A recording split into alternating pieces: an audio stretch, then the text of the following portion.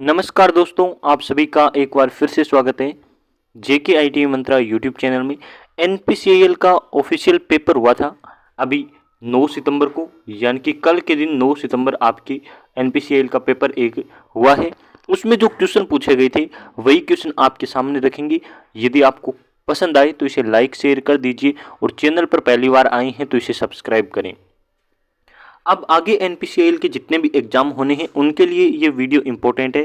साथ ही bark exam की यदि कोई तैयारी कर रहा है तो वो भी इसे जरूर देखें, क्योंकि एनपीसीआईएल और बार्क का सिलेबस एकदम सेम है तो क्वेश्चन कहीं भी आ सकते हैं और नॉन टेक के क्वेश्चन किसी भी एग्जाम में आ सकते हैं।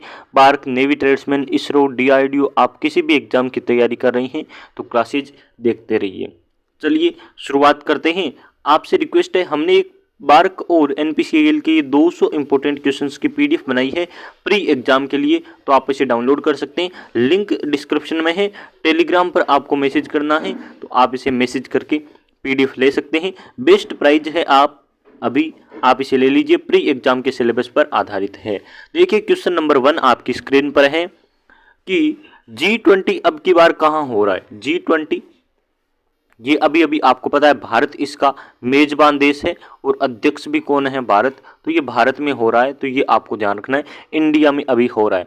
G20 से इसरो की जो चंद्रयान 3 है इससे संबंधित बहुत सारे क्वेश्चन आए हैं एग्जाम में, यानी कि करंट को अब थोड़ा पढ़ लीजिए, पढ़ने की बारी आ गई है। रूट 80 का आपको मान पूछा था, रूट 80 का मान पूछा था और ऑप्शन में आपके 4 ऐसे रूट 5 दे रखा था। तो इसके लिए मैं कंप्लीट आपको एनालिसिस ही बता देता हूं कैसे करना है। रूट 80 जब आप इसे तोड़ते हैं तो आप इसे तोड़ सकते हैं 2 इंटू 5 यानी कि 10। 10 को आप 2 इंटू आपके क्या 2 इंटू 2 ऐसे तोड़ सकते हैं। कैसे हुआ, 2 दूनी 4, 4 दूनी 8, 8 पंजे 40 और 40 दूनी 80। ये आएगा अंडर रूट के अंदर। अब देखिए जब रूट से बाहर आता है तो क्या होता है, जितने 2 है, 4 2 है तो इनके जोड़े बाहर आएंगे। तो एक जोड़ा ये रहा, एक जोड़ा 2 का ये रहा, यानी कि ये 2 बन जाएगा और वो 2 बन जाएगा, यानी कि 4 तो बाहर आ जाएगा और अंदर आपके रहेगा 5। इस प्रकार से इसका आंसर आएगा। आई थिंक आपको ये क्वेश्चन पहले से आता होगा, 10th की क्वेश्चन है, आप इसे कर जाएंगे। ओवरऑल जितने भी बच्चे को क्वेश्चन पता है उन्होंने बताए थे, उन क्वेश्चन से तो एग्जाम सरल लग रहा था, यानी कि इजी लेवल का एग्जाम है। लेकिन जो मॉडरेट लेवल के क्वेश्चन थे हो सकता है वो बच्चे को याद न रहे हो, तो इसे एकदम इजी एग्जाम भी नहीं कह सकते। आगे आपसे क्वेश्चन पूछा गया था कि 6 रूट 5 इंटू आपके 2 रूट 5 की आपको वैल्यू निकालिए। जब रूट 5 और रूट 5 एक दूसरे से मल्टीप्लाई करेंगे तो ये बन जाएंगे 5 और 6 का 2 गुना कर दीजिए आप 12। तो 12 पंजे कितने होते हैं, आप कहेंगे 60। ये रहा आपका आंसर। ऐसे आप कर सकते हैं। आई थिंक आपको ये क्वेश्चन भी समझ आ गया होगा। फिर नेक्स्ट क्वेश्चन है, किसी वस्तु का अंकित मूल्य आपके 844 रुपये, यानी कि उस पर लिखा हुआ जो प्राइस है वो 840 रुपये है, उसे 714 रुपये में बेचा जाता है, तो प्रतिशत छूट कितनी है। अब देखिए कोई चीज़ जितने में अंकित होती है उसे लिखते हैं नीचे, जो जितने में बेची जाती है उसे लिखते हैं ऊपर। और अब देखिए कितना प्रतिशत छूट है, तो इसे आप कर दीजिए ऐसे, है ना। तो इस तरीके से आप करेंगे तो इसकी वैल्यू आ जाएगी आपके 85%, यानी कि 840 वस्तु को 714 में बेचने पर उस व्यक्ति ने 85% कमाए हैं, यानी कि छूट कितनी दी है 15%, यानी कि 100% टोटल होता है, 85 कमा लिए तो 15% उसने छूट दे दी। एक तो इसे कर सकते हैं। एक तरीका और है, वो है कि 840 का आपकी कितने प्रतिशत है, वो है 700 आपके 14। कितने प्रतिशत, ये बराबर के बाद लिखा है मैंने 714, इससे कट करेंगे तब भी आपको पता चलेगा कि आपकी 85% है, यानी कि 15% इसने छूट दी है। तो ये रही आपकी वैल्यू, इसे आप कैलकुलेट कर सकते हैं। बहुत अच्छे क्वेश्चन है, इसे आप 2-3 तरीके से कर सकते हैं, तो आप कर लीजिए। आगे एक पूछा है, इसे एलजेब्रा अंकीय वाला क्वेश्चन है कि 2x - 3 बराबर आपके 7। तो ये माइनस का 3 उधर जाके हो जाएगा प्लस का 3, तो ये हो जाएगा आपके 2x बराबर 10, तो x बराबर कितना आ जाएगा 5। बहुत ही अच्छा क्वेश्चन है, बहुत ही इजी क्वेश्चन है, 10th लेवल का क्वेश्चन है। आगे क्वेश्चन पूछा है कि tan 60 और cot 30 का मान कितना होता है। अब देखिए बहुत अच्छे क्वेश्चन है, tan 60 का जितना होता है उतना ही cot 30 का होता है। तो ये आपको याद होगा। अब देखिए ऐसे आपको याद नहीं हो तो एक तरीका होता है, साइन वाली टेबल याद कर लीजिए, कोस वाली उसकी उल्टी है और साइन को उसको भाग देने पर टेन आता है।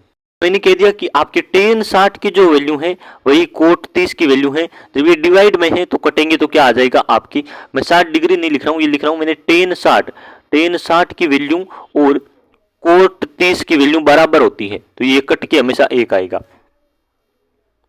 सेम वैल्यू को डिवाइड करते हैं तो एक आएगा, जैसे 2/2 एक आएगा, 5/5 एक आएगा, तो वही मैं कह रहा हूँ। ताजमहल किसके कारण दूषित हो रहा है, तो अब देखिए ऑप्शन के अकॉर्डिंग माने तो H2O ऑप्शन होगा, लेकिन इसे आप कह सकते हैं अम्लीय वर्षा। अम्लीय वर्षा होती है ना, अम्ल की वर्षा, सल्फ्यूरिक एसिड जो भी अम्ल होता है उसकी वर्षा होती है। आपको पता है अम्लीय वर्षा की डेफिनेशन, अम्लीय वर्षा की वजह से आपकी ताजमहल दूषित हो रहा है, इसे आप कह सकते हैं संचारण हो रहा है, या फिर उसका जो होता है ना वो हो रहा है, आप समझ रहे होंगे। खिलाफत आंदोलन कहाँ से शुरू हुआ, लखनऊ से। ये क्वेश्चन मैंने अभी अभी NPCIL की क्लासेज में करवाया था, वहां से आ गया है। आगे क्वेश्चन है कि ये सेम था क्या, क्वेश्चन है कि 8 रूट आपके 15 भाग देना है आपको 2 रूट 3 का। अब देखिए 2 से इसे कट कर दीजिए 4, है ना, तो अब आपके आ गया 4 रूट 15 रूट 3। अब देखिए जब भी ये आगे मैं आपके करके बताऊं, 4 रूट 15 बट्टे रूट 3, रूट को कभी नीचे डिवाइड में नहीं रखते, इसलिए इसे क्या कर देते हैं, ये आपके इस प्रकार से गुणा करना होता है दोनों तरफ रूट 3 को। जब ऊपर रूट 3 गुना होगा तो आपकी कितना हो जाएगा, रूट 3 और रूट 15 आपस में गुना करके क्या बन जाएंगे, रूट 45, और नीचे आपके क्या हो जाएगा, ये 45 और नीचे आपके रूट 3 और रूट 3 गुना करके हो जाएंगे 3।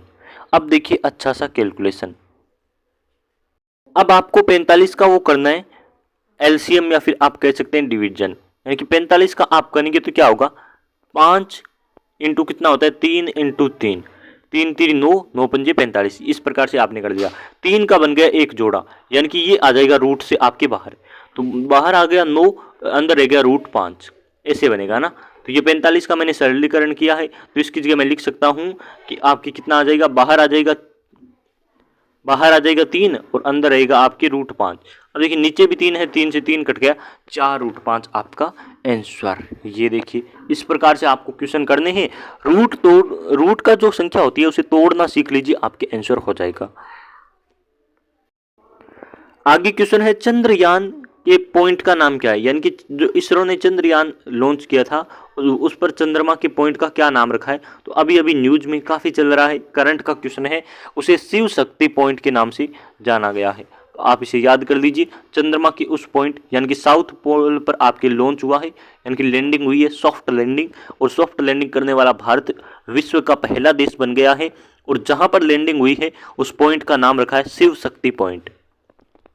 कान्हा नेशनल पार्क कहाँ है, तो कान्हा आपके पन्ना और कुनो national park Madhya Pradesh MP में है, और सबसे ज़्यादा नेशनल पार्क आपके MP में है, वहाँ आपको ध्यान रखना है।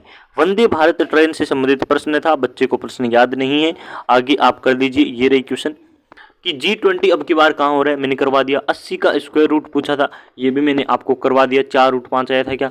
फिर आपकी इसे डिवाइड करना था तो मैंने आपको कह दिया 5, ये आपके 60 वैल्यू आ रही है। प्रायिकता का क्वेश्चन था, प्रायिकता का क्वेश्चन क्या पूछा गया है कि आपकी एक फॉर्मूला आपको याद रखना है, A प्लस ए बार, या फिर याद कर लीजिए E प्लस ई बार। ए की बात है, ABCD कुछ भी रख दो, लेकिन एग्जाम में A भी आ सकता है E भी आ सकता है, तो मैं आपको 2 तरीके बता रहा हूँ। पहले आपको ध्यान रखना है E प्लस ई बार कितनी होती है, वो हमेशा 1 के बराबर होती है, यानी कि किसी काम के होने की प्रायिकता और न होने की प्रायिकता दोनों का जोड़ेंगे तब 1 आएगा। आपके एग्जाम में सिलेक्शन होने की प्रायिकता और सिलेक्शन न होने की प्रायिकता यदि दोनों को जोड़ देंगे तो 1 आएगा। तो E की वैल्यू देखिए आपको 0.05 और आपको निकालना है E माइनस की वैल्यू, तो अब आप करेंगे 1, इसको आप 1 में से डिवाइड करेंगे तो आपकी E माइनस की वैल्यू आ जाएगी। मैं डायरेक्ट लिख रहा हूँ, E माइनस यानी कि E बार की वैल्यू आप होगी 1.00 माइनस 0.05, तो आप इसे कर दीजिए। आप 10 में से 5 जाएंगे 5 आपके, फिर यहाँ 9 बचे, है ना, फिर यहाँ पॉइंट और 0 पॉइंट आपकी 95 इसकी वैल्यू आएगी। आप भी ऐसे क्वेश्चन कर सकते हैं। तो यही इंपॉर्टेंट क्वेश्चन थे, आपको शायद पसंद आई होगी। पीडीएफ सभी के लिए अवेलेबल है। प्री एग्जाम बार्क एनपीसीएल सभी का कॉमन होता है। एनपीसीएल की किसी भी साइट का आप एग्जाम देने वाले हैं तो बहुत अच्छे क्वेश्चन इस पीडीएफ में शामिल है। जिन बच्चों ने पीडीएफ डाउनलोड किया सबका अच्छा रिस्पॉन्स है, तो आप भी पीडीएफ जरूर लीजिए।